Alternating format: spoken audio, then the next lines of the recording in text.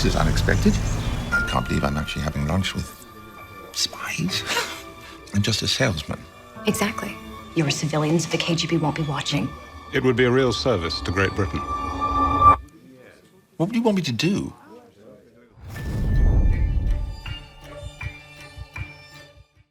Dominic, it's so good to talk to you today. How's it going? Great to talk to you. Good, thank you. It's going well, thank you.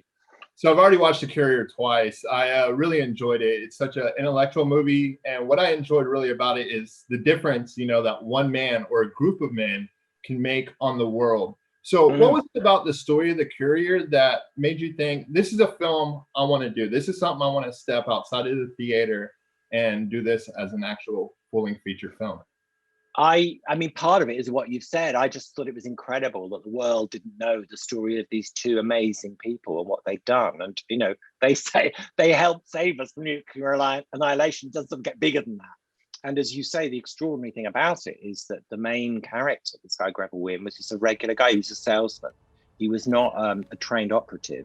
And that's one of the reasons why they chose him. They chose him because they wanted someone with a legitimate cover who the Russians, the Soviets, would not suspect. And he was traveling to that part of the world to sell factory equipment. So I was very drawn to that. But I also loved the fact that it sort of got heart. It's not just a spy movie, which is about the sort of the machinations of like spying. It's really got sort of an emotional heart, which is partly about the friendship between these two guys and the transformation that Greville Wynne goes on from this sort of regular guy who's starting dissatisfied with life like so many people are, and ends up finding something that gives his life meaning. So there's more to it than the regular sort of spy movie about strategy and spycraft.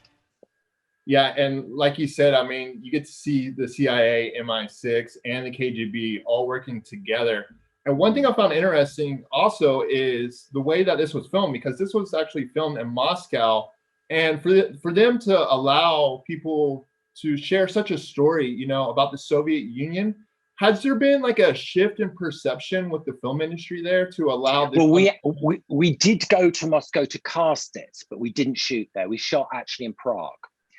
In the Czech Republic, but we did go to because we wanted real Russian actors to do it, or at least Russian-speaking actors. Merab Ninidze, who plays Penkovsky, the other sort of main part, is actually from Georgia in the Caucasus. But no, we did go there.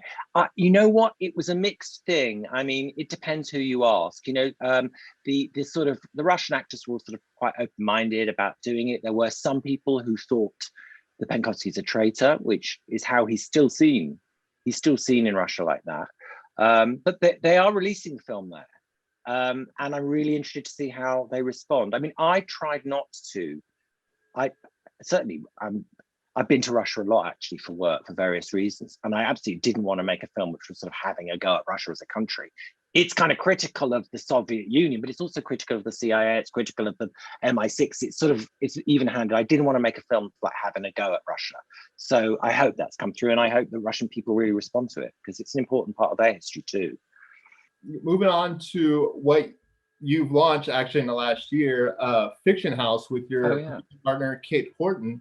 I know you have done like 100 plays before. So what was it? When was the decision made? Like, hey, let's start this production house. Let's start making some films. And then also, what type of films are y'all looking for with Fiction House? Well, we're doing a variety of stuff. We're doing quite a lot of television, and we've got a couple of films. One wonderful film script, which is sort of written, and we're trying to sort of get off the ground, which is a sort of intelligent romantic comedy.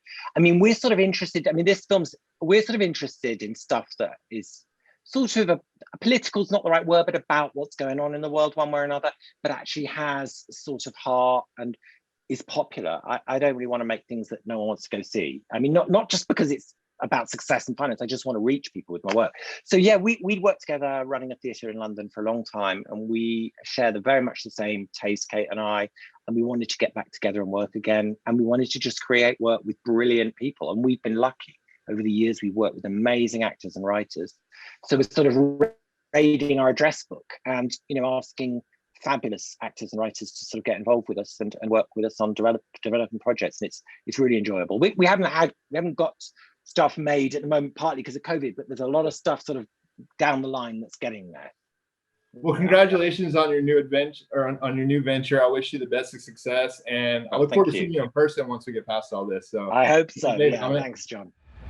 Maybe we're only two people, but this is how things change.